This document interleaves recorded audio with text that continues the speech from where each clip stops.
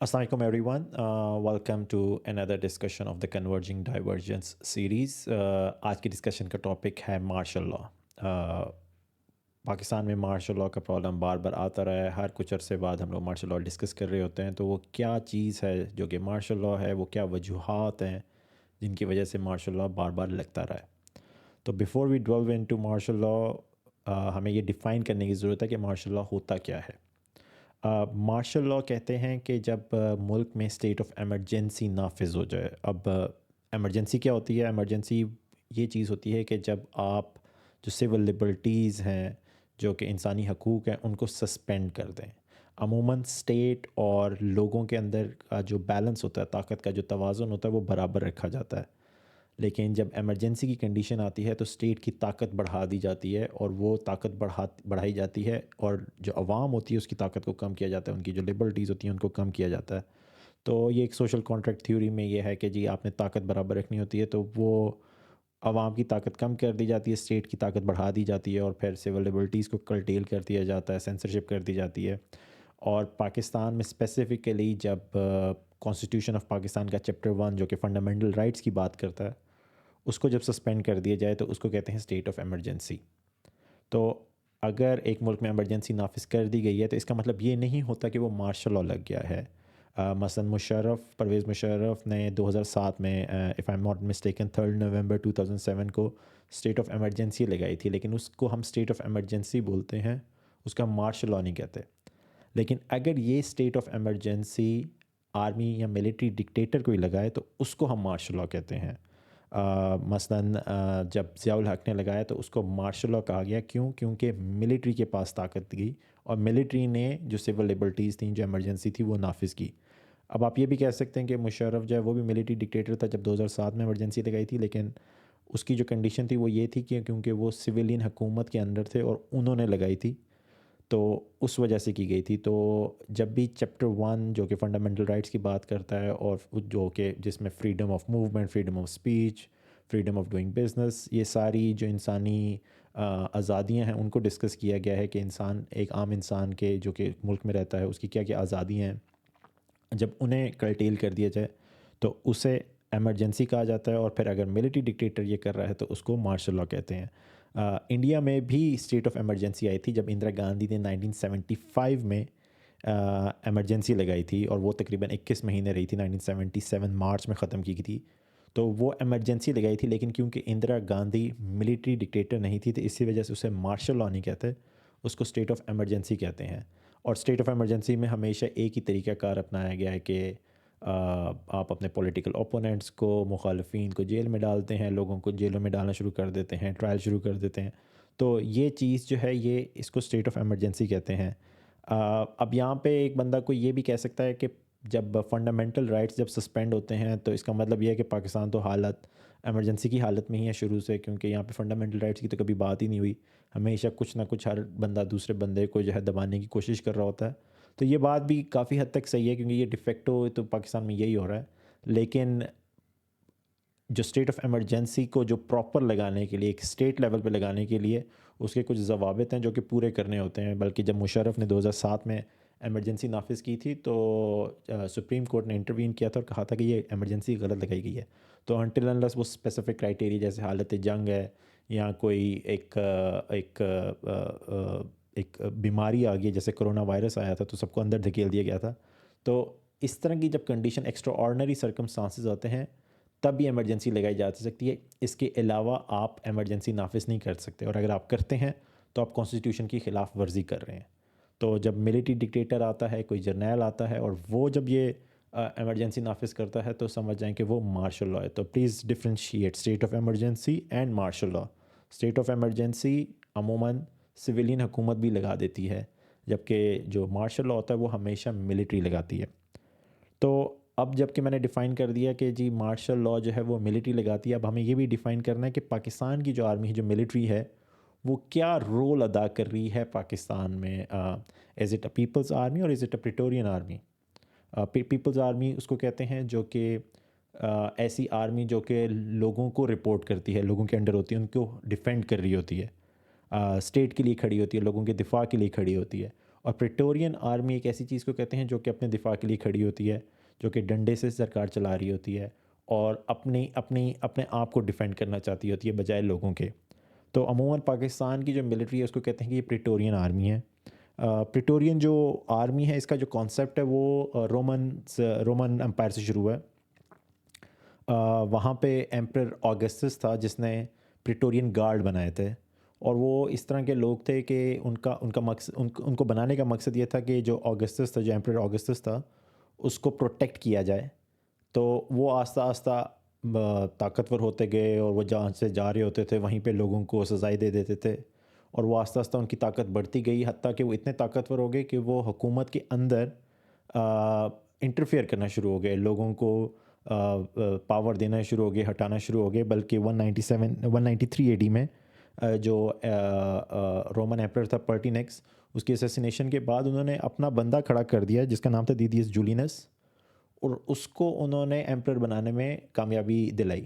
تو جو پریٹورین آرمی تھی وہ صرف ان کا کام جو کہ صرف گارڈ کرنا تھا رومن ایمپررز کو، انہوں نے ایکچولی بھرتیاں کرنا شروع کر دیں اور پھر حکومت کے اندر انٹرفیئر کرنا شروع کر دیا، اور وہ وہاں سے پھر کوئی بھی ایک ایسی دفاعی قوت جو کہ حکومت کے اندر انٹرفیئر کرنا شروع ہو جائے اس کو پریٹورین آرمی کہتے ہیں۔ اور یہی وہ ورڈ ہے جو کہ پاکستان آرمی کے لیے بار بار یوز ہوتا ہے، کیونکہ وہ ان کا حکومت کے اندر سیاست میں بہت زیادہ عمل دخل رہا ہے۔ تو یہ چیز جو ہے یہ عموماً کہتے ہیں کہ Pakistan army is not a people's army, it is a praetorian army. اور جب رول کی بات ہوتی ہے تو عموماً ہم کہتے ہیں کہ ایک جنرلائزڈ ایک برش پکڑتے ہیں اور ہم لوگ کہتے ہیں کہ جی سب کچھ جو ہے اسٹیٹ ہے وہ پاکستان آرمی ہی چلا رہی ہے، لیکن یہ بات مجھے درست نہیں لگتی، کیونکہ مجھے لگتا ہے کہ پاکستان آرمی کا جو رول ہے وہ آج تک کسی نے اسیسمنٹ نہیں کی کہ اس کو کوانٹیفائی نہیں کیا کہ ان کا رول کتنا ہے، کتنا کم ہے، اور وہ کیا چاہتے ہیں۔ تو یہاں پہ میں صرف ایک انالیسس دے سکتا ہوں، حقیقت بتانا تو اوبویسلی نہ تو میں کامران شاہد ہوں اور نہ ہی میں کامران خان ہوں جن کو GHQ میں انٹری حاصل ہے۔ تو میری یہ کوشش ہوگی کہ میں ایک اسیسمنٹ کروں باہر کھڑے ہو کے کہ جو آرمی کا رول ہے پاکستان ملٹری کا وہ سیاست میں کتنا ہے۔ تو اس کے لیے ہم لوگوں کو پاکستان بننے سے پہلے جانا پڑے گا، جب کمبائن انڈیا ہوتا تھا، برٹش انڈیا جو ہوتا تھا۔ تو جو سب کانٹیننٹ تھا 18th سینچری میں، یہاں پہ صرف برٹش نہیں تھے، یہاں پہ فرینچ بھی تھے، اور فرینچ اور برٹش کی آپس میں ایک ریس چل رہی تھی کہ کون زیادہ انڈیا کا حصہ آکوپائی کرتا ہے۔ تو جو فرینچ تھے انہوں نے دیکھا کہ یہاں پہ لینڈ کو کیپچر کرنے کے لیے انہیں بار بار لڑائی کرنی پڑتی ہے، اور لڑائی کرنے سے ان کا اسلحہ بھی ضائع ہوتا ہے، اپنے بندے بھی مرتے ہیں، اور پھر بہت زیادہ ریزسٹنس بھی آتی ہے، اور جب وہ آکوپائی کر بھی لیتے ہیں تو یہاں پہ انٹرنل لوگ جو ہیں وہ ان کے ساتھ ان کے خلاف ریزسٹنس کھڑی کر دیتے ہیں۔ تو انہوں نے کہا کہ بہتر ہے کہ ہم لوگ اس سارے مسائل کو حل کرنے کے لیے کوئی نیا انوویٹیو ماڈل لے کر آئیں، اور انہوں نے there is something called a subsidiary alliance model. تو سبسڈری الائنس ماڈل کیا تھا؟ یہ تھا کہ اگر فرینچ جو ہیں وہ ایک ایریا کے اوپر ان کی نظر ہے، اور وہاں کا جو بادشاہ ہے یا مہاراجہ ہے یا ایمپرر ہے وہ 3 چیزیں انہیں دے دیتا ہے، مثلاً کہ آپ کو میں ٹیکس دیا کروں گا، اور اس ٹیکس کے اگینسٹ آپ مجھے ڈیفینڈ کریں گے، کیونکہ انڈیا کے اندر آپس میں بھی لڑائیاں چل رہی تھیں، کافی مہاراجہ ایک دوسرے کے اوپر ہلہ بول دیتے تھے۔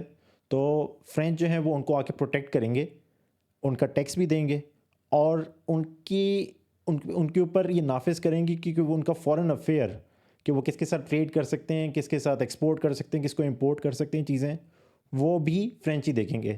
تو وہ جو فرینچ انڈیا کے گورنر جنرل تھا جوزف ڈوپلیکس، اس نے 1748 میں یہ ماڈل انٹروڈیوس کروایا تھا انڈیا میں، نظام آف حیدرآباد کو۔ تو انہوں نے جب یہ ماڈل لے لیا تو اس کے بعد 3 ministries specifically defence ministry, foreign affairs اور فائنانس، یہ 3 چیزیں جو ہیں وہ فرینچ گورن کرتے تھے۔ جو وہاں کا لوکل جو مہاراجہ ہوتا تھا یا ایمپرر ہوتا تھا وہ گورن نہیں کرتا تھا۔ اور پھر ان کو دیکھا دیکھی جو برٹش انڈیا تھی اس میں بھی رابرٹ کلائیو نے یہ ماڈل انٹروڈیوس کیا، کیونکہ ایک کمپٹیشن چل رہا تھا فرینچ اور برٹش میں کہ کون انڈیا کا زیادہ حصہ کیپچر کرتا ہے۔ تو انہوں نے بھی کہا کہ لڑنے سے بہتر ہے کہ ہم لوگ بھی سبسڈری الائنس ماڈل پہ جائیں۔ تو انہوں نے سب سے پہلے یہ سبسڈری الائنس ماڈل انٹروڈیوس کروایا، اور انہوں نے آفر کی میر جعفر کو۔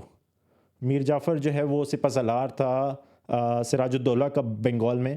تو اس کو کہا کہ اگر تم ہمارے ساتھ مل جاتے ہو تو تمہیں تو ہم سربراہ بنا ہی دیں گے بنگال کا, لیکن تم نے 3 چیزیں ہمیں دینی ہیں, اور وہی 3 چیزیں تھیں, ministry of defence, ministry of finance اور منسٹری آف فارن افیئرس, کہ اگر وہ 3 چیزیں برٹش کنٹرول کریں گے, برٹش ایسٹ انڈیا کمپنی, تو ہم تمہیں بنگال گورن کرنے دیں گے, تم اس کے سربراہ بن جاؤ گے. اور پھر ایگزیکٹلی اس طرح ہی ہوا کہ میر جعفر نے پھر دھوکہ دیا سراج الدولہ کو, اور اس کے بعد پھر وہ خود وہاں کا مہاراجہ بن گیا, اور یہ 3 منسٹریز برٹش کے پاس چلی گئیں. تو یہ ایک ہسٹری ہے یہاں اس ایریے کی, کہ یہ 3 منسٹریز جو ہیں وہ ہمیشہ بہت امپورٹنٹ سمجھی جاتی ہیں. اور پھر جب پاکستان بنا تو یہی 3 منسٹریز کا آپ دیکھتے ہیں کہ آرمی اور سویلین حکومت میں آپس میں ہمیشہ انہی 3 منسٹریز پہ سب سے زیادہ ٹاکرا ہوتا رہا ہے. بلکہ اسپیسیفکلی جو انسٹنس ہے وہ یہ ہے کہ 1988 میں جب بے نظیر بھٹو الیکشن جیت گئی تھیں تو ان کو حکومت بنانے نہیں دی جا رہی تھی, کیونکہ ضیاء الحق فوت ہو چکے تھے, اور اس کے بعد بے نظیر بھٹو نے الیکشن جیت لیا. تو ان کے پاس سیٹیں کم تھیں اور ان کو الائنس بنانے کی ضرورت تھی ڈفرینٹ پولیٹیکل پارٹی سے, اور آرمی اس وقت کنٹرول کر رہی تھی کہ کس کی حکومت ہوگی اور کیسے ہوگی. تو اس وقت 3 منسٹریز ان سے مانگی گئی تھیں, اور وہ یہی 3 تھیں, ڈیفینس, فارن افیئرس اور فائنانس. اور بلکہ وہ بے نظیر بھٹو کی حکومت میں یعقوب خان فارن افیئر منسٹر بنے تھے, اور وہ تھے جو کہ ضیاء الحق کے زمانے میں بھی فارن افیئرس کے منسٹر تھے. تو آپ کہتے ہیں کہ بے نظیر بھٹو اور ضیاء الحق کا ایک ہی فارن منسٹر, یہ کیسے ہو سکتا ہے؟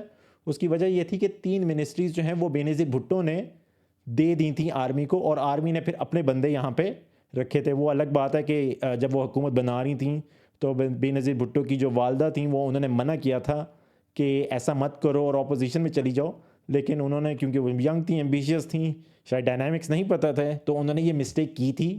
اور اس کے بعد یہ 3 منسٹریز, اور یہی رول جو ہے یہ آپ دیکھتے ہیں کہ مور اور لیس یہی 3 منسٹری ہیں جن کا آپس میں, جن کو گورن کرنے کا, جن کو سنبھالنے کا جھگڑا چلتا رہتا ہے سویلین حکومت میں اور آرمی میں.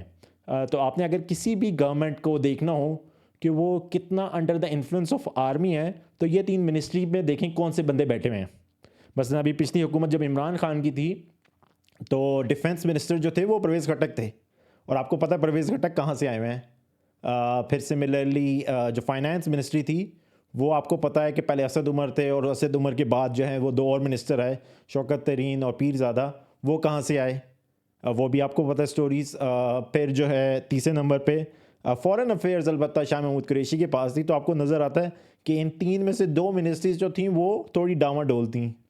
سملرلی پھر نواز شریف کی جو حکومت تھی اس میں بھی آپ دیکھ لیں کہ یہ 3 منسٹریز جو ہیں, مثلاً جو ڈیفینس تھی وہ خواجہ آصف کے پاس تھی. خواجہ آصف کون ہے؟ وہ وہی ہیں جنہوں نے جنرل باجوہ کو فون کر کے 2018 کے الیکشن میں چیزیں چینج کروائی تھیں. ان کے خود مطابق انہوں نے خود بتایا ہوا ہے, آن ریکارڈ ہے, کہ وہ کس کے بندے ہیں, ان کی الائنسز کہاں پہ ہیں. فارن افیئرز میں کوئی بندہ تھا ہی نہیں. سردار عزیز کچھ عرصے کے لیے تھے فارن منسٹر, لیکن وہ ایڈوائزر تھے, منسٹر نہیں تھے. وہ بھی میرے خیال میں پہلے 2013 سے 2015 تک تھے. اور جو فائنانس تھی وہ اسحاق ڈار کے پاس تھی. تو ان 3 منسٹریز میں آپ دیکھتے ہیں اگین کہ تقریباً 2 منسٹریز جو ہیں وہ اگین کمپرومائز تھیں. تو کسی بھی حکومت کو آپ نے گیج کرنا ہو پاکستان میں کہ اس کے اوپر کتنا سایہ ہے آرمی کا اور وہ کتنی انڈیپینڈنٹ ہے, تو یہ 3 منسٹریز ضرور دیکھا کریں اور جاننے کی کوشش کیا کریں کہ اس کا انفلوئنس کتنا ہے آرمی کا ان پہ. تو یہ ہے, یہ کوانٹیفائی کرنے کی کوشش کر رہا ہوں میں کہ آرمی کا جو رول ہے, جس کو ہم پریٹورین آرمی بولتے ہیں, وہ پریٹورین آرمی ایکچولی چاہتی کیا ہے. تو وہ اس کے علاوہ بھی ہوگا, لیکن یہ 3 چیزیں, یہ 3 ایسے ڈیفینٹ چیزیں جو کہ آپ کو بار بار نظر آتی ہیں. تو یہاں پہ میں اب پہلا ایپیسوڈ ختم کر رہا ہوں مارشل لاء کی سٹوری کو بتانے کا. اس میں آگے جو ہیں اس سیریز کے یہ پہلا ایپیسوڈ ہے اور 6 اور ایپیسوڈز ہوں گے. اب اگلے ایپیسوڈ میں ہم لوگ ڈسکس کریں گے کہ یہ تو ہم نے بول دیا کہ پریٹورین آرمی ہے, لیکن ہم لوگ ڈسکس کریں گے کہ کیا یہ پاکستان کے لیے صحیح ہے, کیا آرمی رول پاکستان میں ہونا چاہیے اور یا نہیں ہونا چاہیے. ہر بندے کے بائسز ہوتے ہیں, ہر بندہ یہ سمجھتا ہے کہ جو آرمی ہے اس کو بیرکس میں ہونا چاہیے, لیکن کچھ ہمیں دنیا میں ایسی ایگزامپلس بھی ملتی ہیں جہاں پہ آرمی نے بہت اچھے اچھے کام بھی کیے ہیں. تو یہ ہم اگلے ایپیسوڈ میں ڈسکس کریں گے کہ وہ کیا چیزیں ہیں جن کو مد نظر رکھتے ہوئے ہم لوگوں کو آرمی کو بیرکس میں بھیجنا یا آرمی کو پارلیمنٹ میں بٹھانا جو ہے وہ ہمیں کس بنا پہ ہمیں دیکھنا چاہیے. پھر ہم لوگ یہ ڈسکس کریں گے کہ سیاستدانوں کا کیا عمل دخل رہا ہے آرمی کو سیاست میں گھسیڑنے کا، کیونکہ کئی دفعہ ایسا ہوتا ہے کہ ہم لوگ یہ سمجھتے ہیں کہ آرمی خود یہ سب کچھ کر رہی ہے، لیکن پاکستان کی ہسٹری میں ہمیں پتہ چلتا ہے کہ بہت دفعہ سیاستدان، بلکہ آلموسٹ ہر دفعہ سیاستدان کچھ حرکتیں ایسی کرتے ہیں جن کی وجہ سے آرمی آ جاتی ہے حکومت میں۔ پھر ہم لوگ یہ دیکھیں گے کہ آرمی کا اپنے اندر جو ایمبیشیس لوگ ہیں انہوں نے کیا کیا چیزیں کی جس کی وجہ سے آرمی بار بار یہ ایک پرومیننٹ رول اور پھر آ کے پی ٹی وی پہ میرے عزیز ہم وطنوں ان کو کرنا پڑتا ہے۔ اور پھر ہم لوگ یہ دیکھیں گے کہ عوام، میں اور آپ جیسے جو لوگ ہیں، ہم لوگوں کا کیا قصور ہے جن کی وجہ سے ہم لوگوں نے اس چیز کو بار بار ریپیٹ ہونے دیا ہے۔ لاسٹلی ہم لوگ کوشش کریں گے کہ ان سب چیزوں کا کوئی سلوشن دیں، اور اس کے لیے ہم لوگ اس کو بینچ مارکنگ کریں گے، اس کو کمپیئر کریں گے انڈیا کے ساتھ کہ انڈیا میں وہ کیا چیزیں ہوئیں جن کی وجہ سے وہاں پر نہیں آیا، لیکن سب کانٹیننٹ میں جو باقی کنٹریز بنی، پاکستان، سری لنکا، بنگلہ دیش، میانمار، ان سب میں آرمی کا پرابلم ہے۔ تو وہ کیا انڈیا نے کیا ڈیفرنٹ کیا جس کی وجہ سے وہاں پہ کبھی آرمی کا مسئلہ نہیں آیا، لیکن ان باقی کنٹریز میں بار بار آتا ہے۔